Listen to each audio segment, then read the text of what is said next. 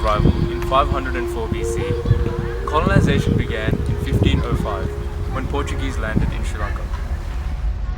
The way of life changed for many natives as they were forced to follow other religions and were powerless against their cruel treatments. In hope of saving his empire, King Vimaladharmasuriya signed a treaty with the Dutch to displace the Portuguese, resulting in the end of their reign. However, the Dutch violated this treaty, gaining autonomy for most of the territories in Ceylon, which led to the era of Dutch rule in 1660. They placed harsh taxes on the people of Ceylon and persecuted Catholics. Finally, the Dutch rule fell into the hands of the British after the Napoleonic Wars in 1802, when the Treaty of Amiens formally conceded the Dutch-governed parts of the island to Britain. Ceylon became a crown colony, and their independence ended in 1815. The British Ceylon era continued for another 134 years.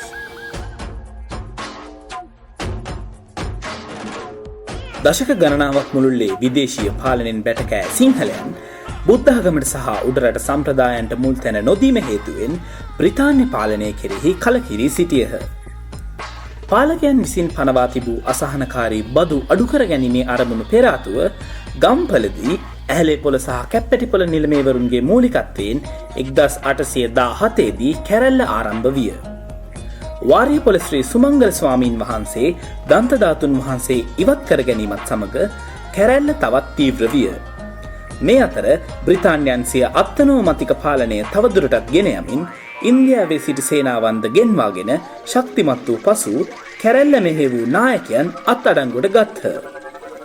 1818 November මස බෝගම්බරදී කැප්පැටිපොළ සහ මඩුගල්ලේ නිලමෙවරුන්ගේ හිස ගසා දැමීමත් සමග කැරැල්ල අවසන් විය. ඈත අතීතයේ ඉතා ශ්‍රාශ්‍රීක රාජධානියක් වූ මහනුවර අවුරුදු 32ක බ්‍රිතාන්‍ය පාලනයෙන් අනතුරුව පරිහානියට ලක්විය.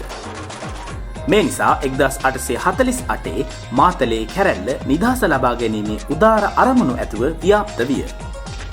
මෙම මෙහෙයුම ඉතා සූක්ෂම ලෙස සැලසුම් කරන ලද්දේ දඹුල්ල රාජධානිය තුළය.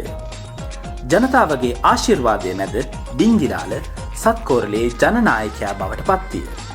ඔහුගේ අගමැති වශයෙන් වීර පුරන්නප්පු පත් වූ අතර ගොංගාලේ ගොඩබණ්ඩා හෙවත් ශ්‍රී සුබ සර්වසිද්ධි රාජසිංහ රජතුමාගේ සේනාපතිද විය. ඔවුන්ගේ ප්‍රධාන අරමුණ වූයේ බ්‍රිතාන්‍ය පාලකයන්ගෙන් මහනුවර රාජධානිය නිදහස් කර ගැනීමයි. මෙම කැරැල්ල මාතලේ සහ කුරුණෑගල දිස්ත්‍රික්ක දෙකෙහිම එකවර ක්‍රියාත්මක විය.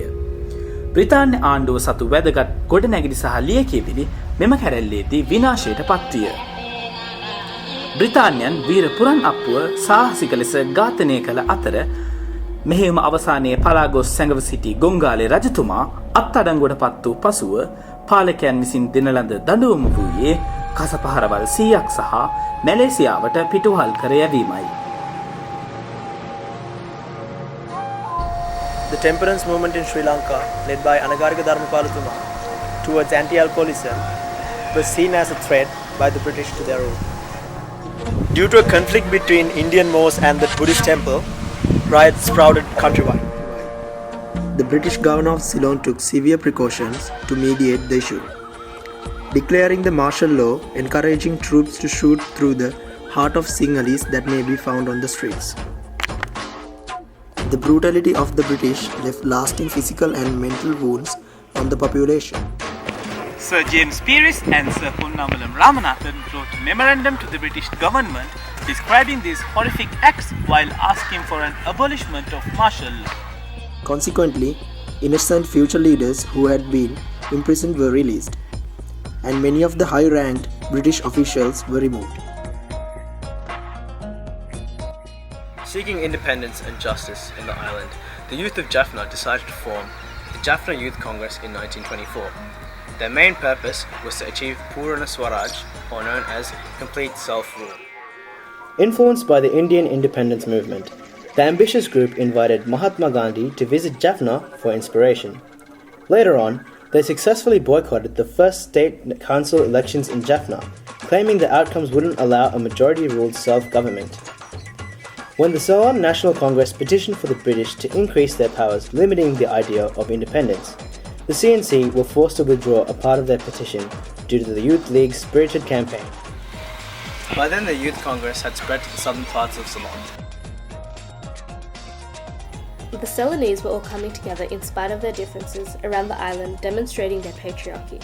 The Lankan Sama Samaja Party was formed in 1935, aiming to achieve complete national independence and abolition of inequalities arising from differences of race, caste, creed or gender. 10 years later, Sir Susanto de Fonseca inspired ideas for a Dominion-typed constitution, which ultimately led to a Free Lanka Bill in the State Council in 1945. The notion for a Dominion of Ceylon was further encouraged by President of CNC, George E. De Silva, who said, "Today we stand, pledged to strive for freedom. Nothing less than that can be accepted." This sense of nationalism spread throughout the island, resulting in many strikes within several districts. The British had no choice but to settle an agreement with the Government Workers' Trade Union Federation in an attempt to resolve the strikes. They finally started to disband, especially after the Bombay Mutiny, creating hope for a free country. With new confidence, D.S. Senanayake formed the United National Party in 1946 to gain full independence and was able to get elected in the 1947 elections.